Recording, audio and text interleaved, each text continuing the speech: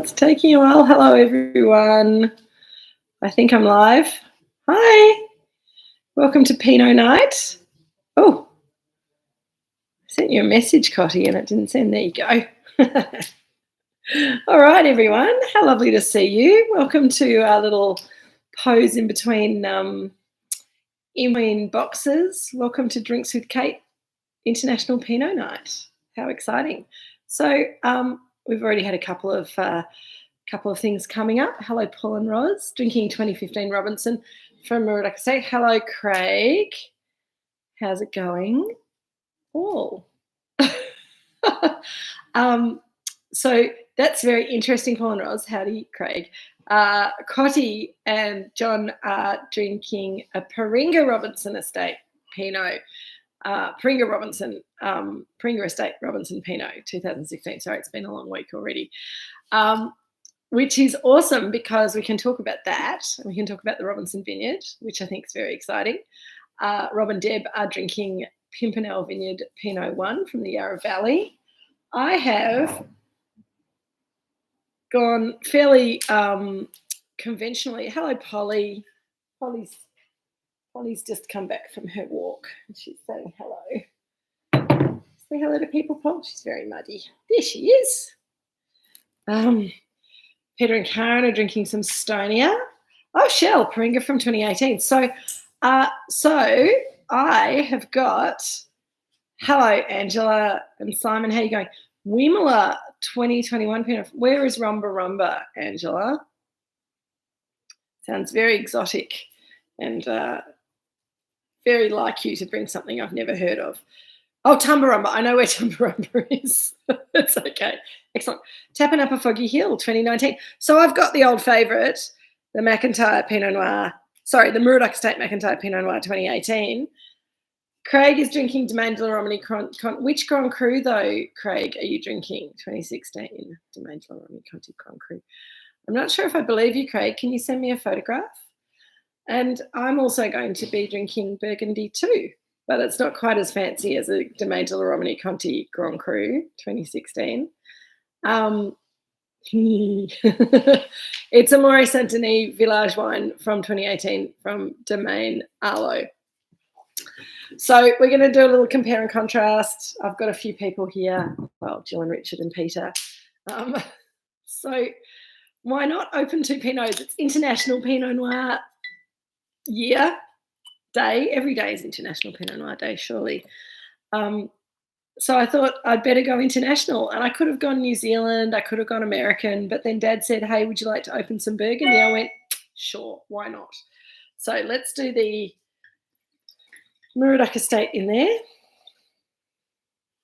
And this is going to be a bit different because everyone's drinking different things. So I'm not going to I will talk about the wines I'm tasting, absolutely. And I'd love to hear how the wines you guys are tasting are looking. So that's my wine number one. But we're also just going to talk about Pinot Noir in general, sort of the history of Pinot Noir in Australia and where it's been and where it's going and where it's come from, all that stuff. So if you've got any questions, the Dyes are enjoying the Frogmore Creek Winemakers Reserve 2009. Oh, delicious. Sangreal by far. Good on you, Craig. That's not quite Domaine de la Romanie Conti, but almost. Sarah, the Pimpernel. The Pimpernel's quite popular. I know Jeff likes the Pimpernel, so I'm not sure if Jeff's tuning in today. Are you there, Mr. Jeff? He's very busy at the moment, having a life and stuff. So that's my Moray Saint-Denis.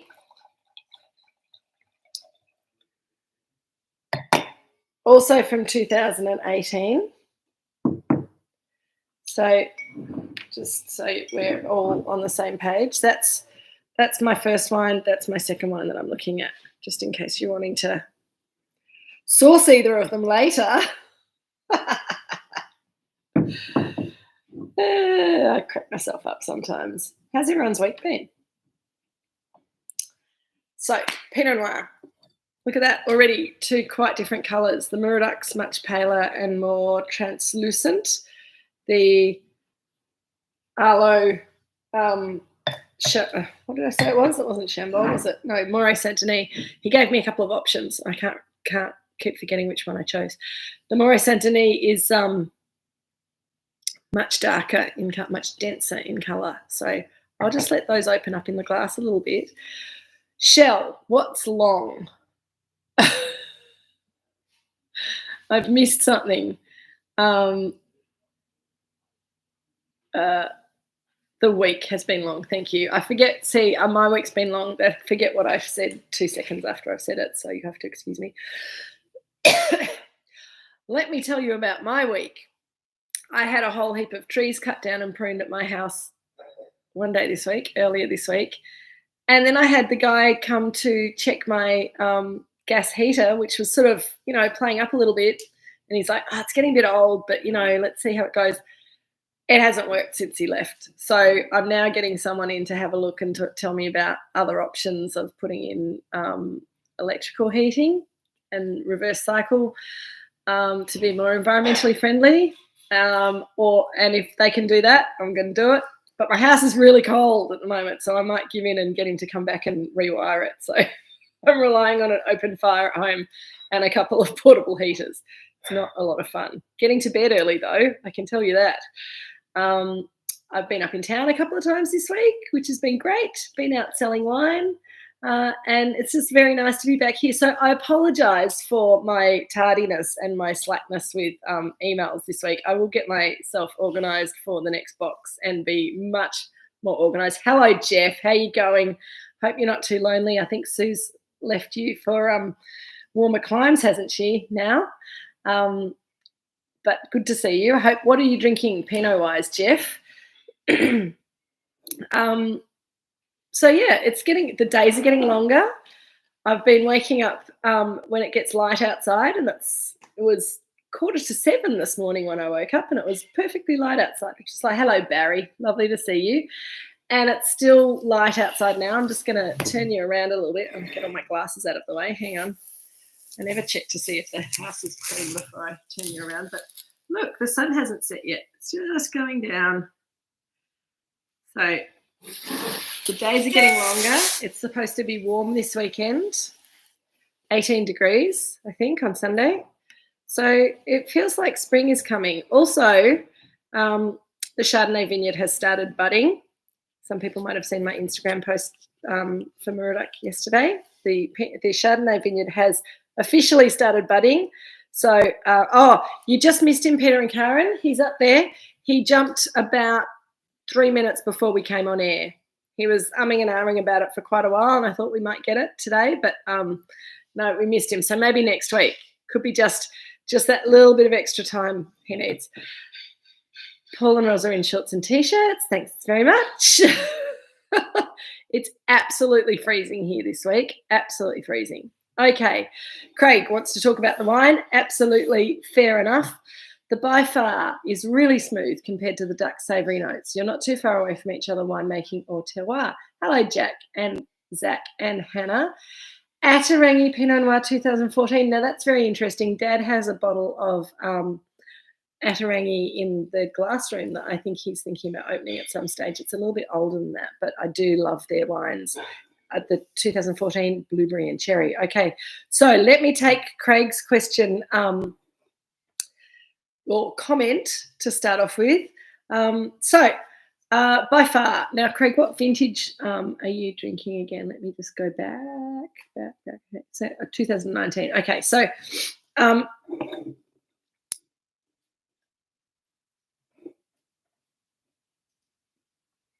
Bannockburn and by far vineyards. I always get them mixed up because Gary Farr used to make Bannockburn, and then he left and is making his own wine by far now. So, but they're quite close to each other as well. And they're on the Bellarine Peninsula. Now, on the map, it looks like the Bellarine Peninsula is very similar to the Mornington Peninsula, but in fact, we're really different climates, particularly over summer, which is when the grapes are ripening. So, a lot of the weather here in Victoria comes across from the west, just making sure I'm getting my directions right, comes across from the west to the east when we've got winds blowing and we've got hot air coming through. We don't get a lot of northerlies usually, and when we do get northerlies, they tend to swing around to the east or more often the west, and then to the south for a cool change. That's the sort of weather patterns that we see in summer. And those westerlies are the most important ones for the difference between the Bellarine Peninsula and the Mornington Peninsula, because when that weather pattern is blowing through, the hot weather is coming across from Adelaide, and it comes across a lot of desert to get to the Bellarine Peninsula. Hello, Daryl and Sue. How you going? Gets across to the Bellarine Peninsula, and Jeff, that's not Pinot Noir. It's Pinot Noir night tonight. Goodness me. The SC Pinot Tempranillo is delicious. I agree, but you've just not read the brief at all. But that's okay, because we're not judgmental here at Drinks with Kate. You can drink whatever you like. You could be having a cup of tea for all I care. But I'm not going to talk about Tempranillo tonight anymore. So the weather comes across, the hot air comes across from Adelaide, comes across the desert, gets hotter and drier, hits the Bellarine Peninsula, really hot, really dry. If you've been to the Bellarine Peninsula in summer and then either caught the ferry across or driven around via Melbourne to the Mornington Peninsula, it's really marked the difference that you have in the way that the two peninsulas look. Bellarine in the height of summer is brown and dry and just looks like it's been desiccated by summer. The Mornington Peninsula, on the other hand, is always a little bit greener, a little bit just a little bit less hot and dried out looking. And that's because as that air comes across from the west, it hits Port Phillip Bay before it gets to us. And so it picks up a little bit of moisture, it cools down a little bit, only a couple of degrees. It's not a huge change. It's not like really dramatic, but it's enough to see that we have a really different climate here compared to Geelong. Hello, Jeff from the Bellarine Peninsula. Excellent.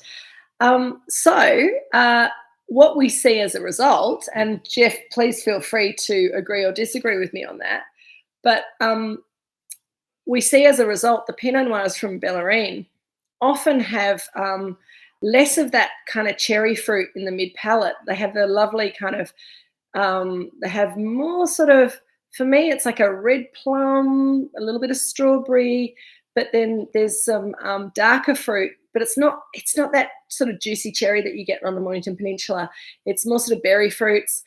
And then you get some lovely sort of herbal notes with the Geelong wines, and often they can be quite earthy. Now, the By Far wines and also the Bannockburn wines, to my mind, because of the way that they're made and also because of where the vineyards are, they have some extra fruitiness. I think Paul and Ros, you said you find them more acidic. I think they tend to be less fruit sweet, so the acid sticks out more. I don't think they generally have a lot more acid, but the acid is more obvious because there's less plushness in the wine generally, and less of that kind of sweet fruited core that we get here on the Mornington Peninsula. And the challenge on the peninsula, that's the Bellarine Peninsula, yeah, absolutely. So I do think that they look, you see the acid more in the Bellarine wines because they're a bit leaner and they're a bit more savoury. And they've got some nice structure, and it's one of the reasons that the By Far wines and the Bannockburn wines have been made with a portion of whole bunch ferment in them to give them a bit of extra perfume and to give them a little bit more weight. So it's a different shaped wine because of the climate, but also the winemaking. So if you were comparing, say, the By Far with the Garden Vineyard Pinot from Moorooduc, you'd be getting more. It's not 100% whole bunch, but you'd be getting a more similar kind of comparison as far as winemaking is concerned, but you'd still see really different fruit characters. So I think that's one of the cool things about Pinot. It's really sensitive to where it's grown, and if the climate's just a tiny bit different, then you get very different flavours. So as Shell said, sweet cherry and blueberries for Paringa. So Paringa, Shell, is one of the wineries down on the peninsula that is most famous for making really ripe, dense, dark fruited Pinot Noir. And I always see that sort of dark cherry fruit and blueberries in the Paringa, red plum and a bit of blue plum for Andrew if you don't eat blueberries. it's hard to find blueberries in wine if you don't eat them as fruit. So that makes total sense. But I think it's one of the cool things about the difference between Bellarine and the Mornington Peninsula. Oh, that's interesting, Coddy. Coddy's saying that the Paringa has a similar colour, depth, and nose to the Moorooduc, but feels a little thinner yet higher acid. By memory, of course. I know and that could be a little bit to do with the day. It could be to do with, but I do think often the Paringa wines have quite a lot of structure, so that's sort of a little bit less plushness in the fruit than we see in the Moorooduc wines. And particularly with I think, Coddy, are you having the Robinson? I'm getting confused now. I think Coddy and John are having the Paringa Robinson. And so the Robinson vineyard, I'm jumping all over the place, I know, guys, but there's a lot to talk about, and I think it's really cool. The Robinson vineyard is a little to the south of us and to the north of Paringa. And so when we're looking at a wine from that vineyard made by two different wineries, then there's lots of differences. The winemaking technique's a little bit different. I know, and I don't know. I'll tell you what I know first, and then I'll tell you what I don't know. So Moorooduc Estate, we take the same parcel of Pinot Noir from the Robinson Vineyard every year. We choose our picking date, as does Paringa. So Lindsay may have chosen to pick his parcel of Pinot Noir a little bit earlier to retain a little bit more acidity and maybe have a little bit less richness in the wine. I don't know, but that is highly possible. Also, the Robinson Vineyard is a big vineyard. It's nearly 80 acres under vine, so it's quite a big vineyard for down here. So the part of the vineyard that Paringa is taking Robinson fruit from is possibly in quite a different area from where we're taking Pinot Noir fruit from. I don't know that, but I do know that the fruit that we're getting has got a real kind of purity and red fruitedness, but a really lovely silkiness to it. Now, as far as the winemaking is concerned between the Moorooduc and the Paringa Robinson, I think the winemaking is fairly similar. The only big difference that I know of is that I know that Lindsay's got some wooden fermenting vats, foudres, that he uses for some of his higher-end Pinots, and he may very well have fermented the Robinson Pinot in one of those, which will give it slightly different shape to the shape that we get from fermenting our Robinson Pinot in stainless steel. I'm very keen to do an event with Paringa Estate with their Robinson Pinot and our Robinson Pinot, preferably from a few different vintages, just to kind of have a compare and contrast. Not because I think one's going to be better than the other or it's not a competition, just because I think it's really fascinating to see how two different producers interpret this fruit from the same vineyard within, all those parameters that I just talked about. So it's pretty interesting. So we'll let you know if we manage to make that happen. I've got my lighting wrong today. I've got a shadow falling on my chin. So I'm just going to hang on a sec, play with that. It's just irritating me. I don't think I've made it any better, but anyway.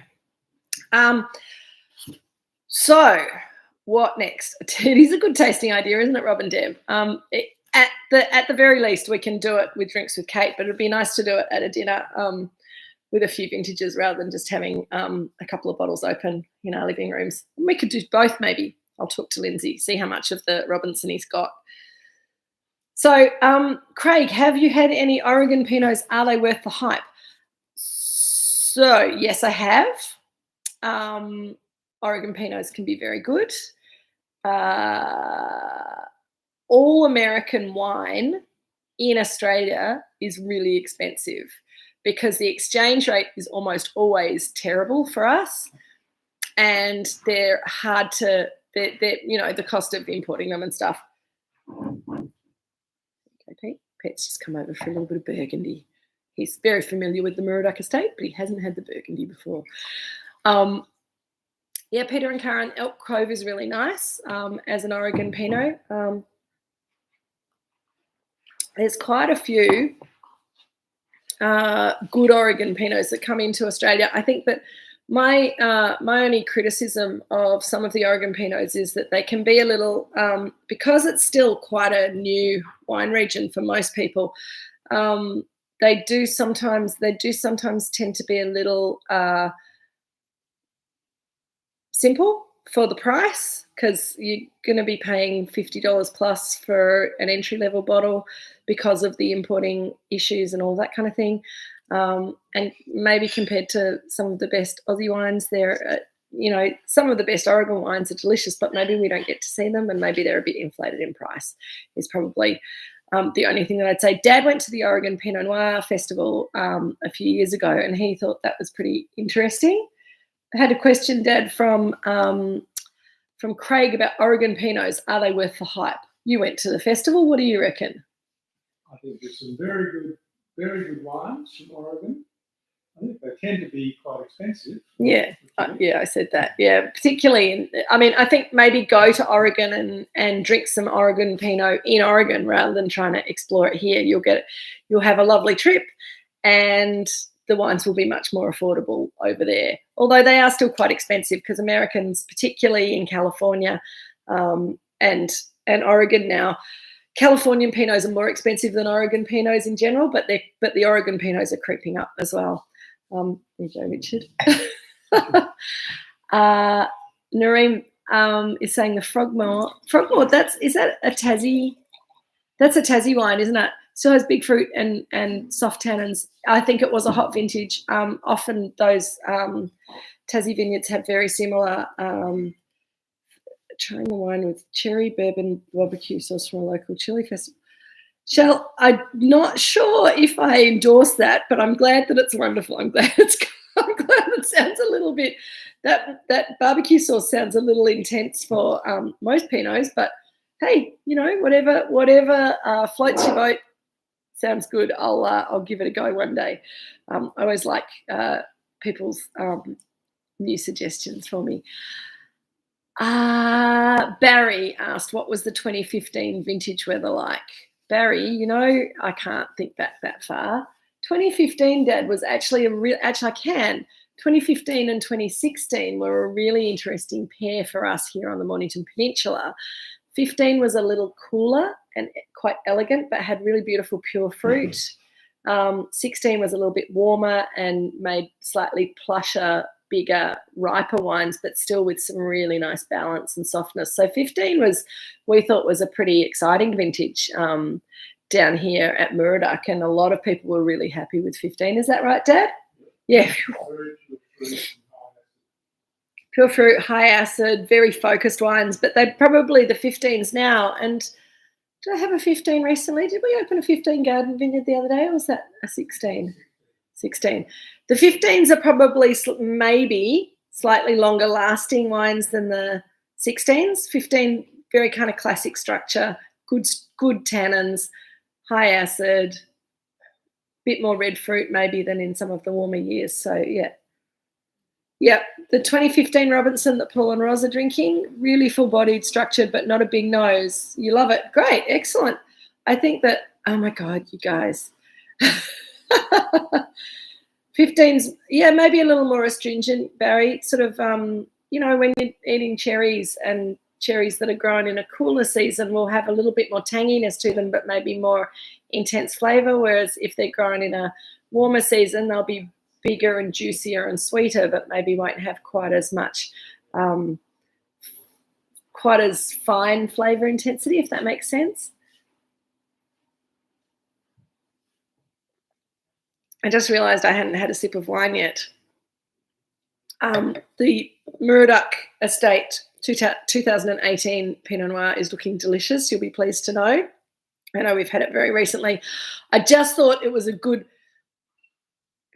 summer Yarra Valley Herb and Chili Festival. Okay, is wine involved in this festival, girls, or are we going to just keep it to chili and herbs? And why are you going to the Yarra Valley?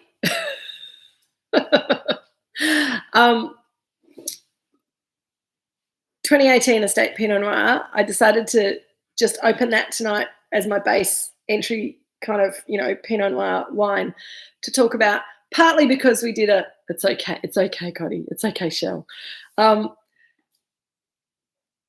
Because we did an offer yesterday for this wine, and yes, we are going to sell out of the 2018 fairly soon, and I've noticed that quite a few of you have already ordered some more, so thank you very much. But if you do love this 2018 Pinot and you need a little bit more for your cellar or for your drinking pleasure over the next little while, click on that button and make that little order and we'll get it out to you ASAP.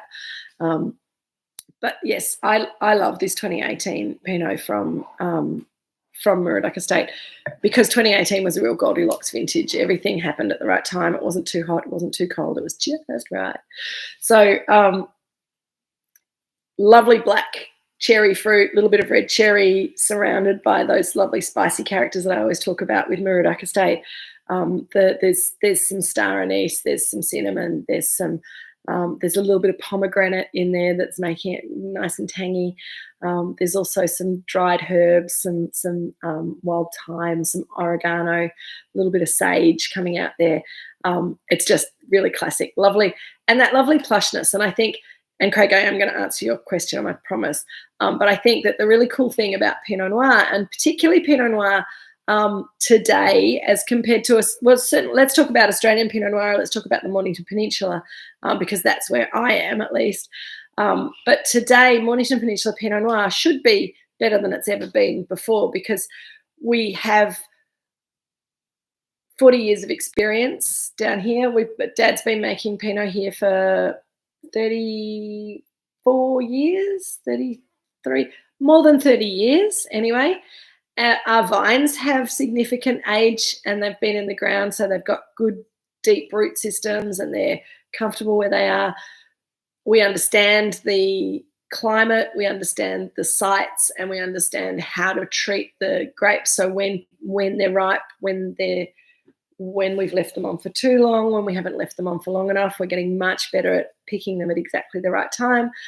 And we're still able, with the climate that we have here, to make Pinot Noir in a really kind of traditional Pinot Noir way, which means quite a lot of work with the skins and the juice during fermentation to extract colour and tannin and flavour from those skins. And that's really classic Burgundian winemaking. But in Burgundy, they also there's also that sort of discussion about, do we destem or do we do whole bunch ferments? And remembering that traditionally, before we had electricity and before we had a machine to destem the grapes, everyone made whole bunch wine. So destemmed wine is a fairly modern invention. So a lot of people say, oh, well, whole bunch, like the by far that you guys are drinking, and like our garden vineyard Pinot, and like a lot of Pinots in Australia today, whole bunch is not a new kind of trendy innovation. It's dipping back into old tradition and learning more about it. So there's a good reason why I'm talking about whole bunch. And Craig has asked me a question: do you think there is climate change in Burgundy and they are losing the acid content? Thank you, Barry. That's very kind of you. So Craig, that's a big complex question that you've managed to sort of summarize in a couple of points. I think that absolutely climate change is affecting the flavour and style profile of Pinot Noir everywhere that it's been traditionally grown. And that's really, we're talking about Burgundy, we're talking about Champagne, we're talking about Alsace, we're talking about the Loire Valley, and we're talking about Germany. And the whole of all of these European sites in France and in Germany are getting warmer. They're having more heat waves in summer. They're having more dramatic weather events, more flooding in winter, as we're seeing here. Again, this winter we're having more rainfall,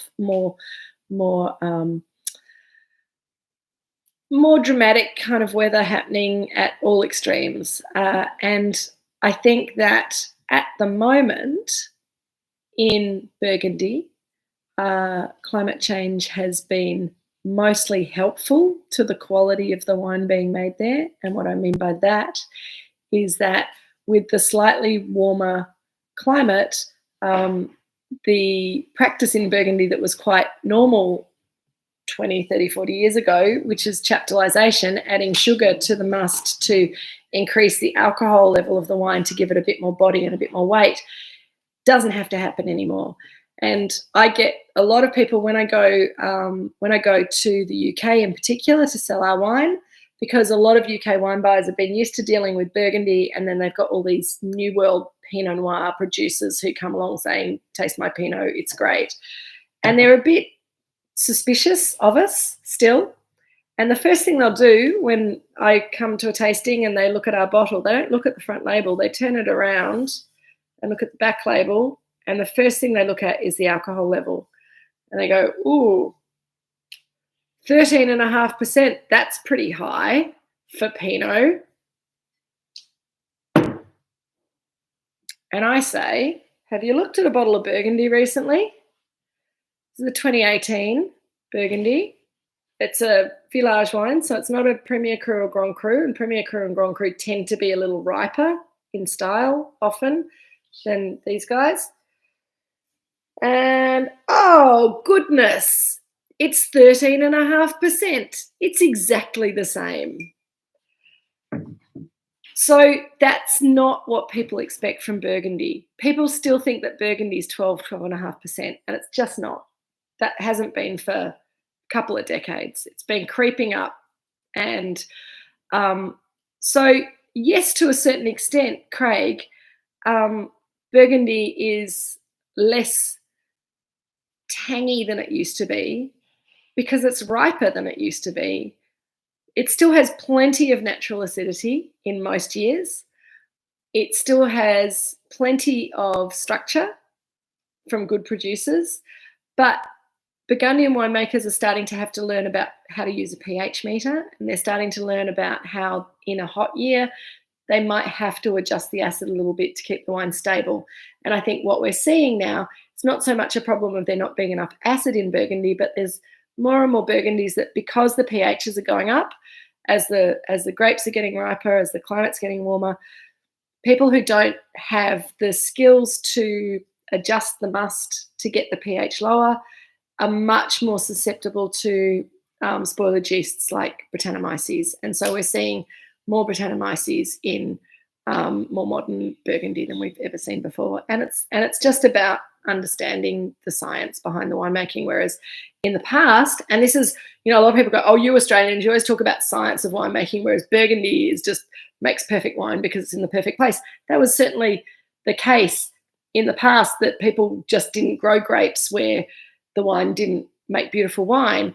And particularly in Burgundy, where we've got our Grand Cru vineyards and our Premier Cru vineyards, as well as our village vineyards, the sites have been sort of defined over the decades and over the centuries by the quality of the wine that comes out of those sites.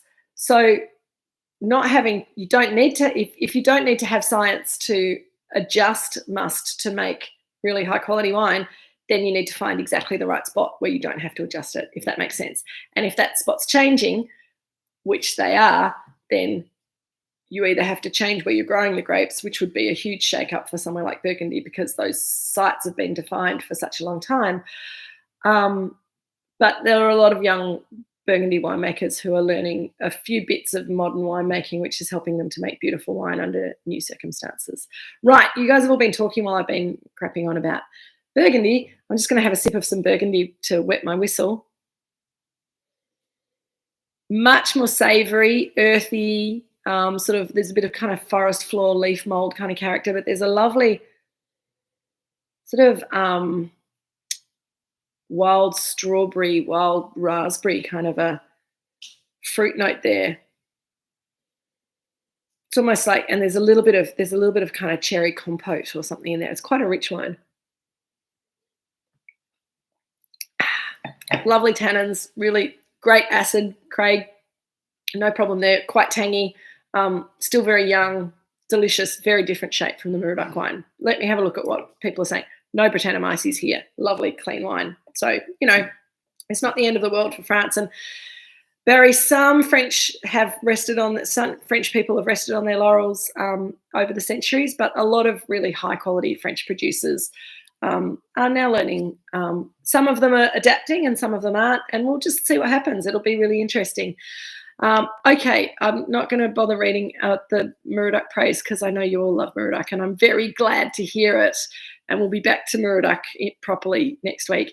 Grow Shiraz here.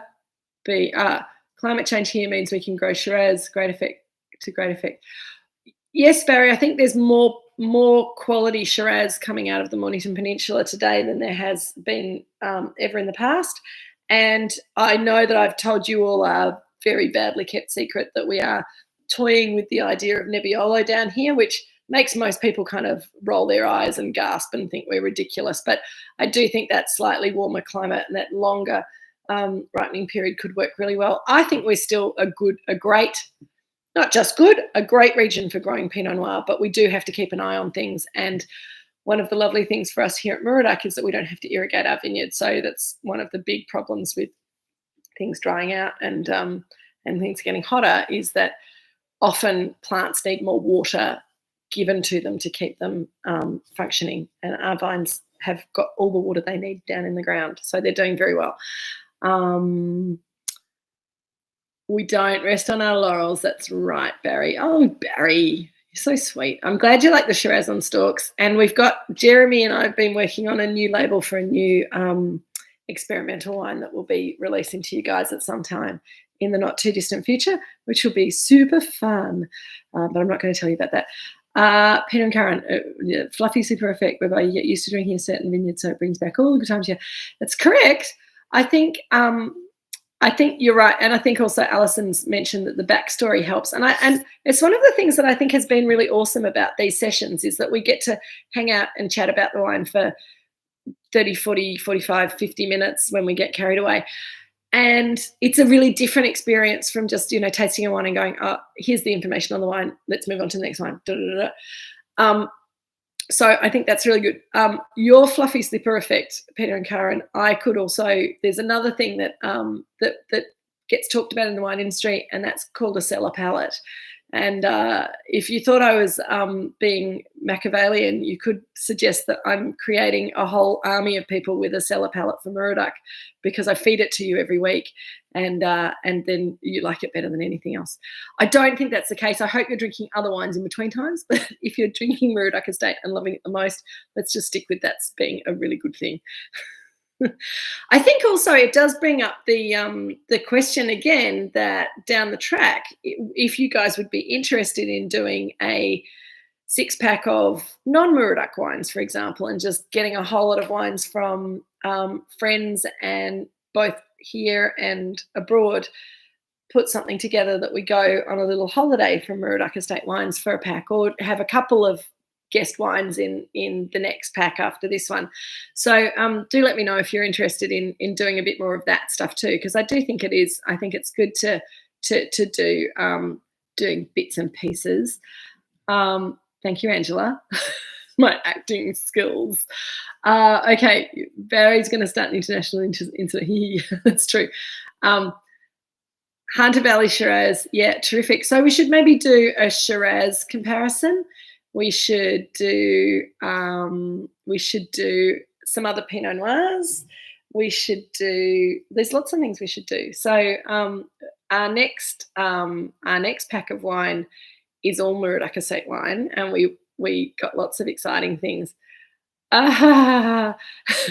Goshi, I could get myself into trouble answering that question. Give me a moment just to compose my thoughts and have a little sip of wine.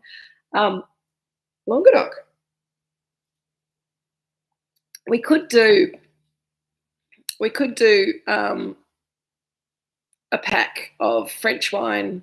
We could do a pack of Italian wine. We could do a pack of other wines in between, or maybe we just kind of sprinkle a few in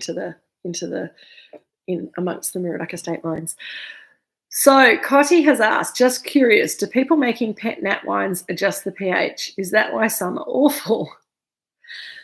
So a lot of pet nats are delicious these days, and I agree that quite a lot of them are not so delicious.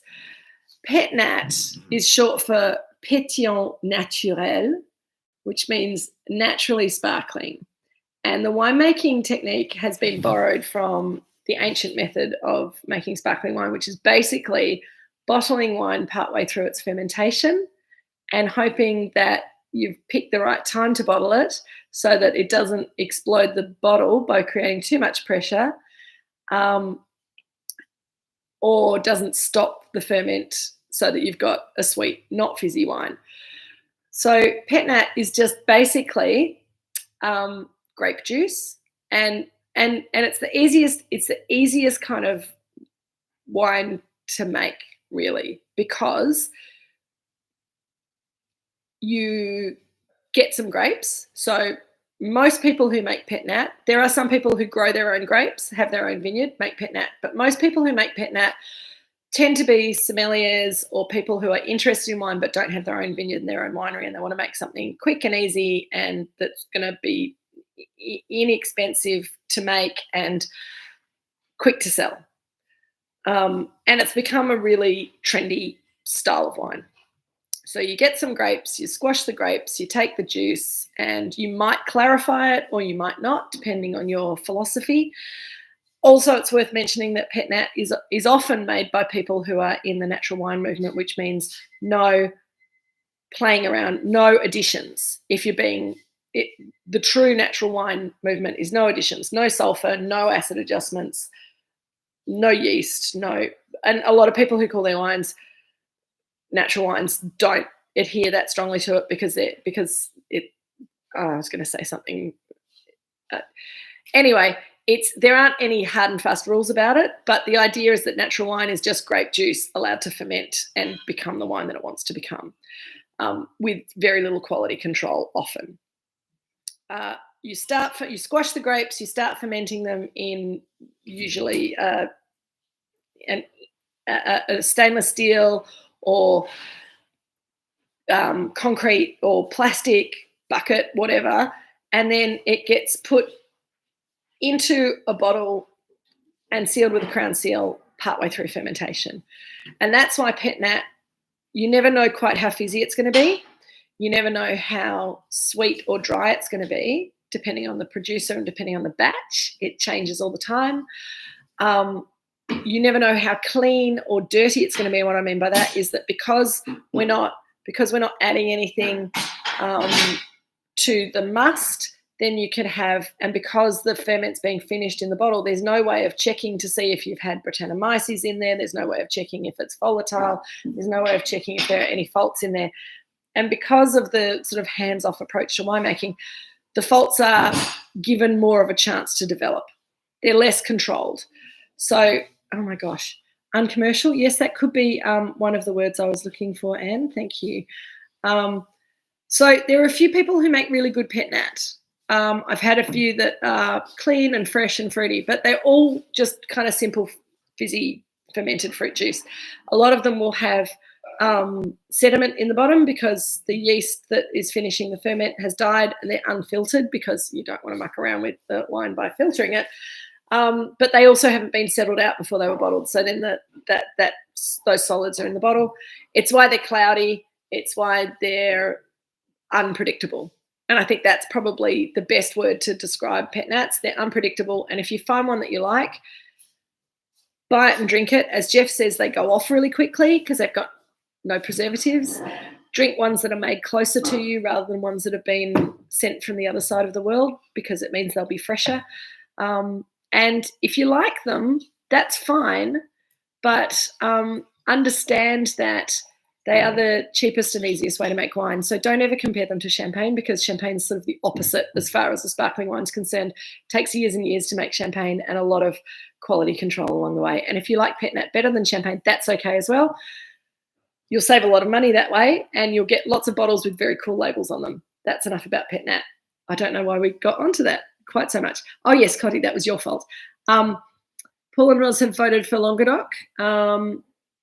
Peter and Karen, German Pinot Noir. In Germany, they've been growing Pinot Noir for as long as they've been growing Pinot Noir in Burgundy. So it just because they've grown it there and made it there, they've done a much poorer job of getting it out of the country into the world.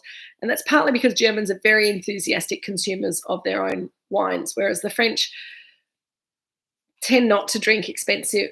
Generally, the French tend not to drink expensive Pinot Noir, and most of the Burgundy that's made, most of the high quality Burgundy that's made, gets sold either to high-end restaurants in France or exported. So there will always be people who buy great Burgundy in France direct from the winery, but in general, they don't have to try and sell their wine through retail or through cellar doors or anything like that.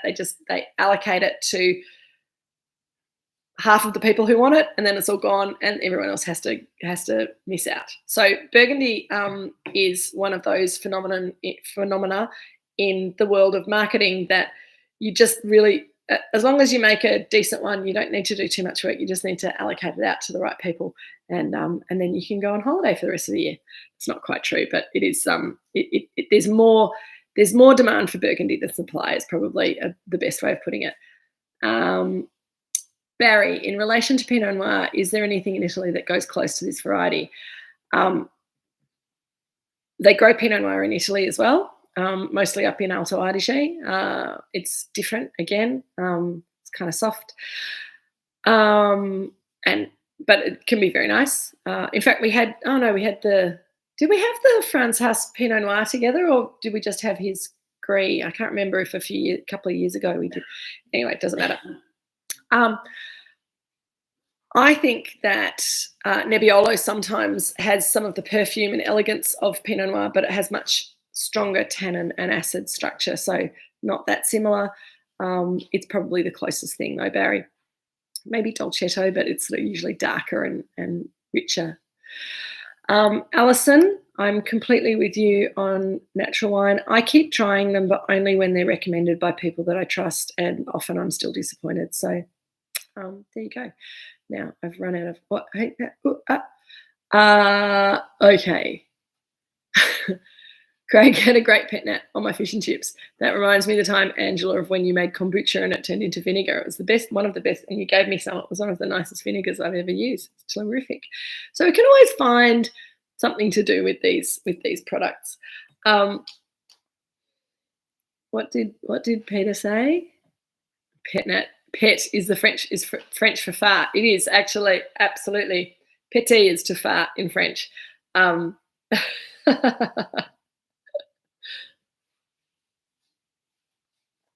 So, what did Chell say, Rob and Deb? I missed that. Natural wines give me hangovers. We don't have time to go into it right now because I've just noticed that we've been rabbiting on for nearly 48 minutes. But Shell, you have absolutely hit the nail on the head with natural wines giving you a hangover. One of my fellow masters of wine who passed her MW a couple of years ago wrote her research paper on amines in natural wine and the fact that if you make wine without sulfur, it encourages amines to exist in wine, and that is what much more likely to be the compounds that give you a sore head the next day and swollen bits and pieces and feeling miserable than sulfur in wine. So I'll find the article. I'll see if I can share it with you guys when I email you next week. It's really fascinating, but it's kind of turned everything that everyone knows on its head. It makes me feel very vindicated. A lot of sulfur can make you feel terrible as well, but most winemaking, when it's considered and thoughtful, like at Moorooduc, uses just the right amount of sulfur, which will kill off those amines that'll make you feel terrible, give you that extra bit of a hangover shell, and shouldn't do you any damage at all if you eat Pringles or sausages or we've already had this conversation before, but there's a lot of other things, dried apricots, there's a lot of other things that we eat that has a lot more sulfur in it than most wines. So I think you've absolutely hit the nail on the head there, Shell, and I'll send you the article to prove it.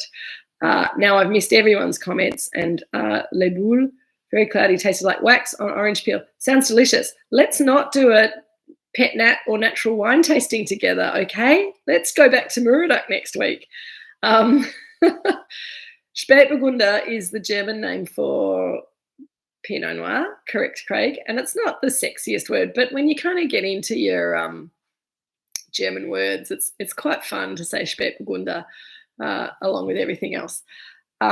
We are definitely parking this topic for another sesh. Rob and Deb are talking something about the Gris. Okay, guys, next week's wine. Oh my God, Jeff, what's next week's wine? I knew I should have looked something up before. So we're starting the new box next week. And I realized today that in my ridiculousness, I haven't put a letter in your box to tell you what we're tasting when. So just as I'm talking to myself, new box, new wine, absolutely, Jeff. But what wine is it?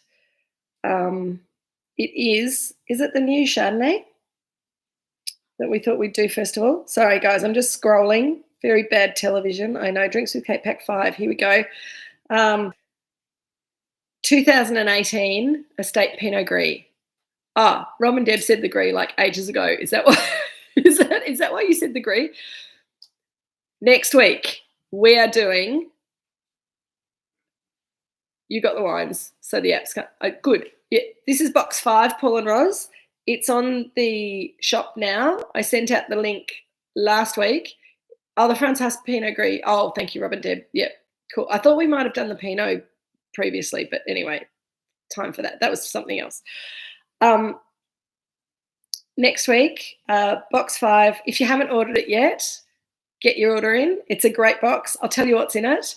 We're doing the 2018 Estate Pinot Gris next week. Then we've got a mystery red wine under cork, as promised from our last discussion. If you've got the box and you've opened it, you'll know what the wine is because I didn't wrap it up or anything. But don't drink it before we get to it because I think it'll be really fun to drink it together.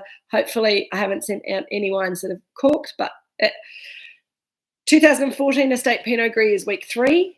2019 Estate Pinot Noir is week 4. So we've got some new wines that are being released and we're having a look at some of them a little bit early. So the 19 Pinot Noir is a pre-release tasting. 2015 Robinson Chardonnay just to luxuriate in something deliciousness with beautiful age on it. And then the last wine 6, is the 2021 Magic Stalk Shiraz. So the new Magic Stalk Shiraz, which will be super fun. Box Force 5, thank you, Rob and Deb. I think that's probably a good place to finish. It's been awesome, guys. Who knew we had so much to talk about Pinot Noir?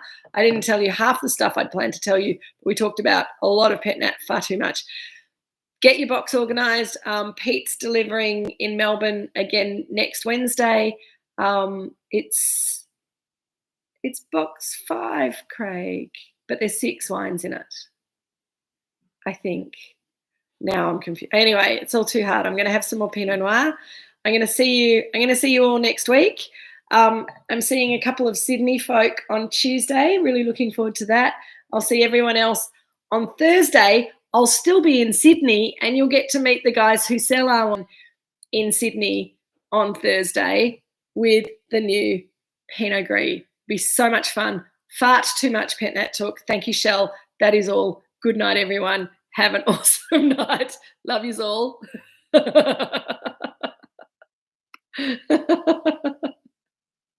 Take care. Bye.